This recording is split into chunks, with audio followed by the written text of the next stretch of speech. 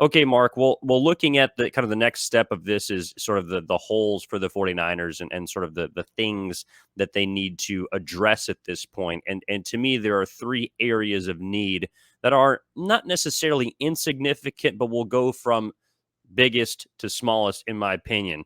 Number one, right tackle. Mike Yeah. McGlinchey left a massive hole that I think Colton McKivitz is going to be the guy to fill. But I would love to see them either through the draft, and they have 11 picks in this upcoming draft, or but potentially getting a backup lineman on the cheap to be able to address that hole specifically that Mike McGlinchey left.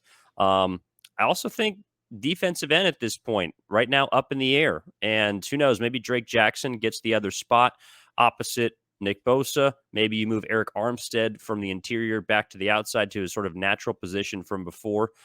We will see, but I think that there is a little bit of a hole there. And then to me, the nickelback position, kind of that third corner spot, as left by, Emmanuel Mosley's departure. Now you mentioned Diamador Lenore might have to move back to the outside. That leaves a third corner spot to me open at this point. I think they'll be able to find a secondary corner much easier perhaps than finding a guy who can play in the slot and maybe also move up outside the box. So to me, those are the three kind of holes that I see for the 49ers. I'm 100% with you at right tackle. I think that's the biggest area of need, and it's not particularly close for me. I get the sense Colton McKivitz will be the week one starter. I know you just said that. I agree with you. They have some depth on the interior of the offensive line, Evan. The starters on the interior, it seems like will be the same as last year from left to right, left guard, center, and then right guard, Aaron Banks, Jake Brendel, and Spencer Burford. Brendel was re-signed, so he's going to be back. I would imagine he'll be the starting center once again. Banks and Burford, both young on rookie contracts. I would be shocked if they're not starters. Only thing that would put that in jeopardy to me would be health. Behind those guys, I mean, Jalen Moore, Jason Poe, there are a few others as well. Some young guys that haven't done enough yet to earn some time. But they certainly need depth at the tackle position because there's not a lot behind Colton McKivitz, and I'm pretty sure there's a lot of Niner fans out there who aren't too thrilled with the idea of Colton McKivitz being a starter at right tackle. Think back 2 seasons ago when Trent Williams went down with the injury and he missed some games late in the year and had to come out of that NFC title game against the Rams. Colton McKivitz came in. There were injuries to Mike McGlinchey as well. He saw some run there. So it's not like we haven't seen him on the field before. It hasn't been fantastic, but it hasn't been bad either. So it's certainly an option, but we will see what they do there. I'm with you on the other areas of needs. There is one that does stick out, and it is, I don't know, something you can kind of brush off perhaps. But they don't have a kicker on roster right now, Evan. They got to figure that out. We talked a little bit about it. I don't know if it was last week or 2 weeks ago. Kind of the back and forth between John Lynch and Robbie Gould. Maybe it's just negotiations on both sides. Not sure. Regardless of what it is, they either have to agree to terms with Robbie Gould or they have to find someone else. And the kicking market is kind of a strange market in free agency. Maybe they go out and get someone in the draft, but are you comfortable having a rookie kicker potentially trying to kick a game-winning field goal for you in a playoff game? I don't know. That's going to be an area they have to address in free agency or in the draft. Maybe it's not Robbie Gould. Maybe he's out of their price range. We will see. But I would add that position to the ones you listed. Yeah, no, look, hey, that's one that kind of goes under the radar, which I honestly didn't think too much about, but you're absolutely right.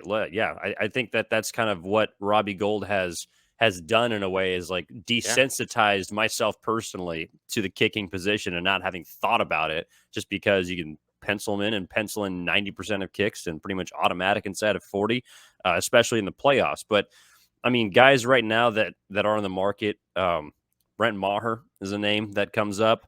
I know he became a little infamous down the stretch of the season for not being able to hit an extra point, but was actually pretty good if you look at his entire season. Matt Prater, I mean, Greg Zuerlein, Mason Crosby, Randy Bullock. Like, I don't know if these are names of guys that they're legitimately considering or if Robbie Gould is playing possum. I think that Gould is a guy that is trying to maximize whatever's left in his career and is trying to get as much money as possible.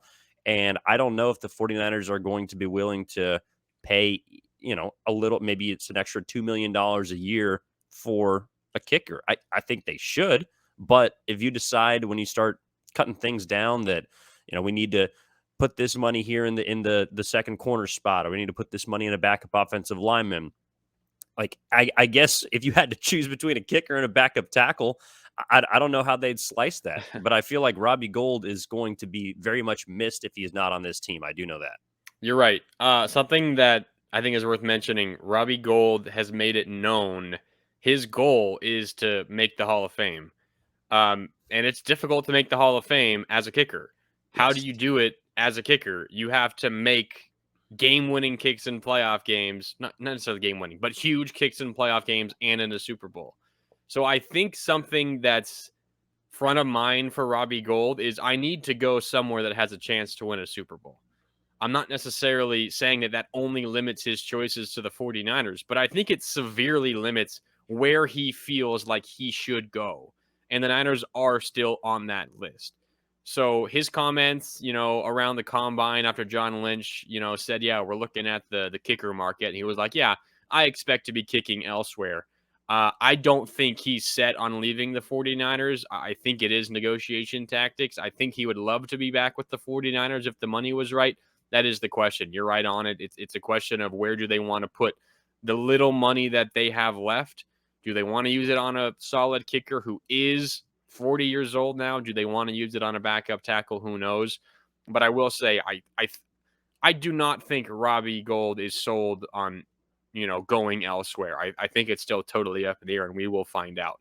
But yes, you're right. The money is the question here. There's really nothing else for the 49ers to consider at this point other than how much they want to pay Robbie Gould. And then if there is a disagreement there, then they go solve it elsewhere. But I think that they're hard pressed to maybe figure this out with Robbie Gould first.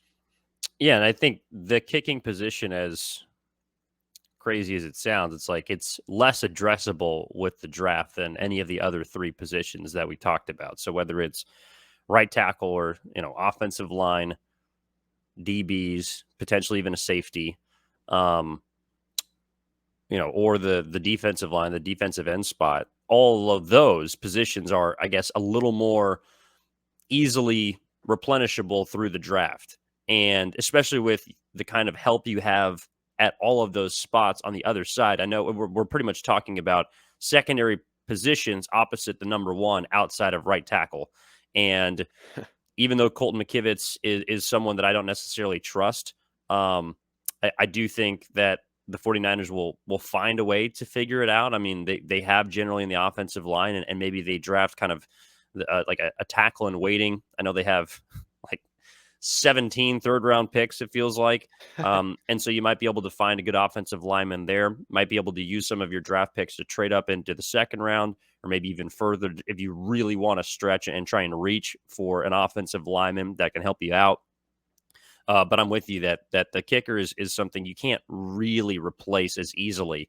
And so I'll be interested to see what they do in the draft, which is, kind of approaching, as we felt like after the season. Free agency felt like it was far off, and here we are. And now the draft is, coming up, and it feels far off, but it'll be here before you know it. And the 49ers will have some decisions to make. Yeah, I think maybe the other under the radar position, other under the radar acquisition for the 49ers is the third tight end. They only have two tight ends on the roster right now, Kittle and Warner. Tyler Croft, Ross Dwelly are free agents. Doesn't mean they're not coming back. One of them potentially, I don't know. But Kittle and Warner are the only two guys under contract for next season. And the Niners, they run a lot of two tight end sets. They need three tight ends that they trust to block at the very least. Not necessarily great pass catchers. Of course, Kittle is the outlier there. He's fantastic at everything. But Charlie Warner and whoever the third tight end is, they got to be solid, in the run game and protecting the quarterback, at times as well. So that's also one spot to keep an eye on, because the Niners, I guarantee you, will not go into the season with only two tight ends. They need a third. Probably need another on the practice squad. We'll see who they do get to do that. That could be through the draft as well, or it could be a a relative unknown later in the free agency period. But we'll see on that one as well. Yeah, there's also like I think there's some free agents. You mentioned Dwelly and Croft of guys that are available that could potentially be brought back. There are some other 49ers free agents that are still available that they might be able to bring back, which could help with that. And I'll look in at the defensive line and I don't know if it's Jordan Willis, who's a defensive end that could help out, who had was all right in certain spots this year. Kerry Hyder Jr. At the DB spot, I don't know if they'd be willing to take a flyer again on Jason Verrett, but Dante Johnson is a free agent at this point. I don't know how they feel about Ambry Thomas. It's like there are, I guess, guys from their own pool they could try and bring back. And a few of them, I think they will. I wouldn't be surprised if one of those tight ends you mentioned was back on the roster next year. Even though people don't like Tyler Croft because of the NFC Championship game, I wouldn't be surprised to see him resign. So we'll see, Mark. It's interesting for sure. Yeah, I'm with you. About Dante Johnson is the name that you brought up.